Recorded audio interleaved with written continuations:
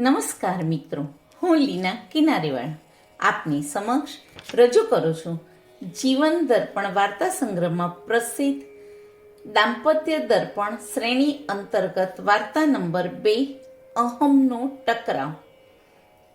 લેખક શ્રી નિખિલ કિનારીવાળા, અમદાવાદ. સંપાદક નિર્મોહી પ્રકાશન, અંકિત ચૌધરી, શિવ. સહસંપાદક કૌશિક શાહ. વિડીયો સંકલન કૌશિક શાહ, બોસ્ટન, USA. તો ચાલો મિત્રો સાંભળીએ વાર્તા અહમનો ટકરાવ. વિભૂતિ આજે સવારના પોરમાં 5 વર્ષની વાલસોઈ દીકરી ક્ષમાને શાળાએ મૂકી પાછી આવી. ઘરના રોજિંદા કામમાં વ્યસ્ત થઈ ગઈ. ગઈકાલથી કોણ જાણે કેમ પણ વિભૂતિ થોડી વ્યથિત જણાતી હતી. ગઈકાલે શાળાએથી આવતા વેંત જ માસૂમ ક્ષમાએ એને મૂંઝવી દેતો પ્રશ્ન કર્યો હતો.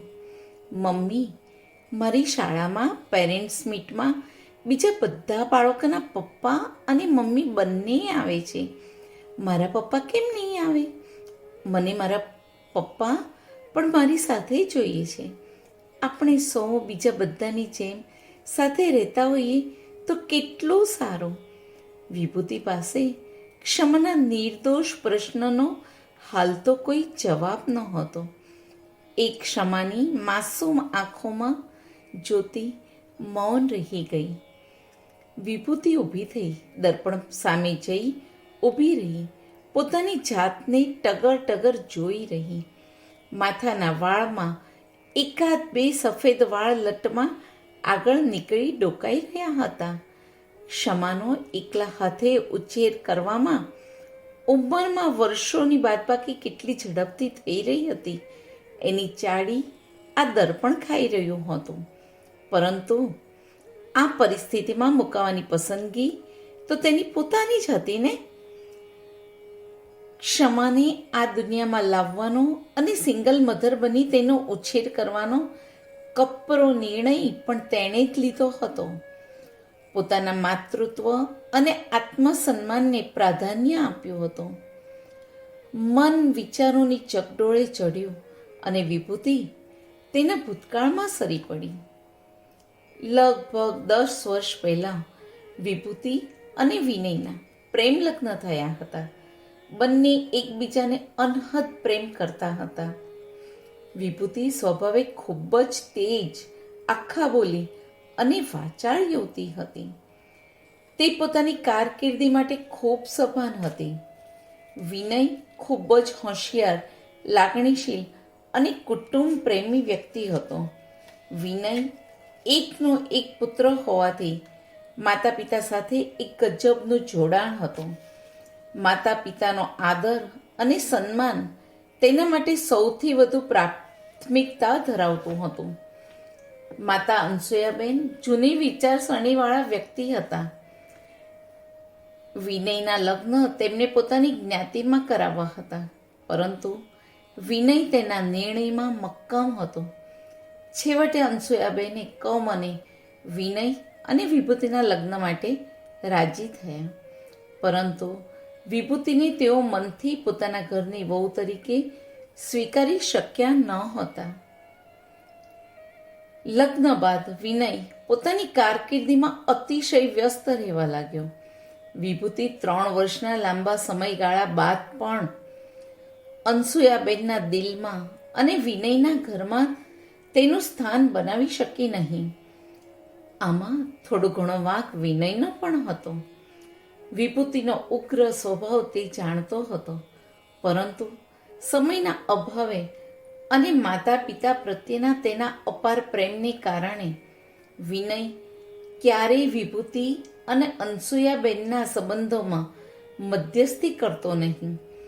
તે હંમેશા માતાનો પક્ષ લઈ વિભૂતિને શાંત થવા કહેતો અને પોતાની માતાના સ્વભાવ સાથે તાલ મેળવીને શાંતિથી રહેવા માટે સમજાવતો. વિભૂતિનું વિનયને કહેવું હતું કે તે ક્યારેય અન્યાય સહન નહીં કરે. તેની પત્ની હોવાના નાતે ક્યારેક તો તેણે તેનો પક્ષ લેવો જોઈએ. નાની નાની બાબતોમાં સમસ્યાઓ સર્જાવા લાગી. અવારનવાર વિભૂતિ અને અનસૂયાબેન વચ્ચે ઉગ્ર બોલાચાલી થવા લાગી. ઘરમાં કંકાસ વધવા લાગ્યો અને પરિસ્થિતિ કાબુ બહાર થતી ગઈ. વિની પત્ની અને માતા વચ્ચે પીસાઈને રહી જતો. વિભૂતિએ વિનયને જુદા રહેવા માટે દબાણ કર્યું. કોઈ પણ સંજોગોમાં માતા પિતાને એકલા મૂકી જુદા રહેવા જવાનું તેને મંજૂર ન હતું.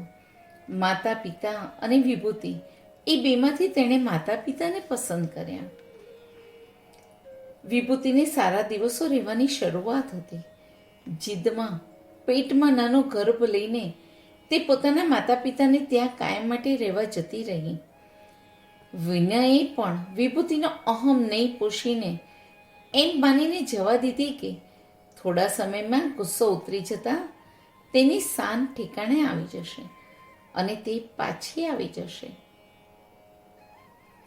વિભૂતિ એમ માનતી હતી કે વિનય તેને મનાવવા આવશે અને પોતાનું બાળક આવવાનું છે ત્યારે તો ખાસ તેને એકલી નહીં છોડે. પરંતુ આમાંથી કંઈ ન બન્યું. આવામાં તેના જીવનમાં નાનકડી પરી ક્ષમાનું આગમન થયું. માતા પિતાની સમજાવટ પણ કામ ન લાગી. વિનય અને વિભૂતિના અહમ એટલા ટકરાયા કે બંને એકબીજાથી દૂર થઈ ગયા. હા, વિનય અને વિભૂતિ દૂર રહીને પણ એકબીજાના સંપર્કમાં રહેવા સતત કોશિશ કરતા અને અવારનવાર મળતા. ક્ષમા તેમને જોડતી એક મજબૂત કડી હતી. પરંતુ વિભૂતિનો અહમ અને વિનયનો કુટુંબ પ્રેમ એકબીજાને માફ કરી શકતો ન હતો. લાગણીઓ હજુ પણ અકબંધ હતી, પરંતુ સંબંધોની ખાઈ વધતી જ ગઈ. તેમાં પણ વિભૂતિએ ક્ષમા 3 વર્ષની થતાં પોતાની કારકિર્દી માટે જાણીને વિનયથી દૂર બીજા શહેર મુંબઈમાં રહેવા જવાનું પસંદ કર્યું, જેથી વિનયના કુટુંબથી દૂર રહી શકે. સમય વીતતો ગયો. વિનય અને વિભૂતિ બંને પોતપોતાની કારકિર્દીમાં ઘણા સારા મુકામે પહોંચી ગયા હતા. આ તરફ ક્ષમા મોટી થવા લાગી. સાથે તેના મનમાં અનેક પ્રશ્નો ઉદ્ભવવા લાગ્યા. આ તબક્કે વિનયને પોતાની જિંદગીમાં પત્ની વિભૂતિ અને દીકરી ક્ષમાની હાજરીની ખોટ ચાલતી હતી અને વિભૂતિને વિનયની. વિભૂતિ એક અતિ ગર્વિષ્ઠ અને સ્વમાની સ્ત્રી હતી. ક્ષમાની પૂરતી કાળજી લેતી અને તેને કોઈ વાતે ઓછું ન આવે તેનું ખાસ ધ્યાન રાખતી. પરંતુ ક્ષમાના હૃદયમાં તે તેના પિતાની જગ્યા લઈ શકતી ન હતી. વિભૂતિના મનમાં સતત વિચારોનું ઘમસાણ ચાલી રહ્યું હતું. એક દિવસ અચાનક વિનયને વિભૂતિનો ફોન આવ્યો. ઢીલા અવાજે વિનયને કહ્યું, તું ઝડપથી અહીં આવી જા. આપણી ક્ષમા ખૂબ બીમાર છે. ગંભીર રીતે ડેન્ગ્યુના તાવે ભરડો લીધો છે. ઊંઘમાં પણ તે પપ્પા પપ્પાનું રટણ કરે છે. ક્ષમાને હું આવી હાલતમાં જોઈ શકતી નથી. મને તારી જરૂર છે. વિનય વિભૂતિ સાથે વાત કરીને તાત્કાલિક ફ્લાઇટથી મુંબઈ પહોંચી ગયો. બધા મતભેદ ભૂલી જઈને બંને ક્ષમાની શુશ્રૂષામાં લાગી ગયા. તબીબી સારવારની સાથે સાચે જ માતા પિતા બંનેની સતત હાજરીથી ક્ષમાની તબિયતમાં જાદુઈ સુધારો થવા લાગ્યો. ડૉક્ટર્સ પણ અચંબામાં પડી ગયા અને ક્ષમા ફરીથી સ્વસ્થ થવા લાગી. બીજા દિવસે વિનય પાછો જવાનો હતો. રાત્રે વિનય અને વિભૂતિ બંને સૂતેલી ક્ષમા પાસે બેઠા હતા. ઊંઘમાં ક્ષમાએ પોતાના બંને હાથમાં વિનય અને વિભૂતિની આંગળી પકડી રાખી હતી, જાણે કહેવા માંગતી હોય કે મારા મમ્મી પપ્પા મારી સાથે જ રહેશે. વિનય અને વિભૂતિ એકબીજાની આંખોમાં જોઈ રહ્યા. બંનેને એવું લાગ્યું કે હવે નિર્ણય લેવાની ક્ષણો આવી ગઈ છે. આજ સુધી પરસ્પર જીદમાં ઘણી બધી ભૂલો કરી અને તે ભૂલોના પરિણામ સ્વરૂપ તેમની દીકરી ક્ષમાને તેમનાથી દૂર રાખી એક ગંભીર અપરાધ કર્યો છે. હવે અહમના ટકરાવને ભૂલી જઈ કંઈક એવું વિચારવાનો સમય આવી ગયો છે જેનાથી ક્ષમાના ચહેરા પર કાયમનું સ્મિત આવે. જોકે હકીકત પણ એ હતી કે અલગ રહીને તેઓ બંને પણ ક્યાં ખુશ હતા. ઉંમરના કિંમતી વર્ષો ગુમાવી ચૂક્યા હતા. આજે વિભૂતિ અને વિનય બંનેએ ખુલ્લા દિલે એકબીજા સાથે એક લાંબો સંવાદ સાધ્યો.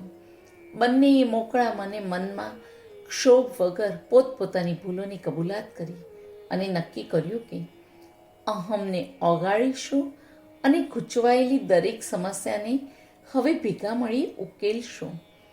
આંખમાંથી વહેતા દળ આંસુઓ સાથે વિભૂતિ વિનયની ભેટી પડી.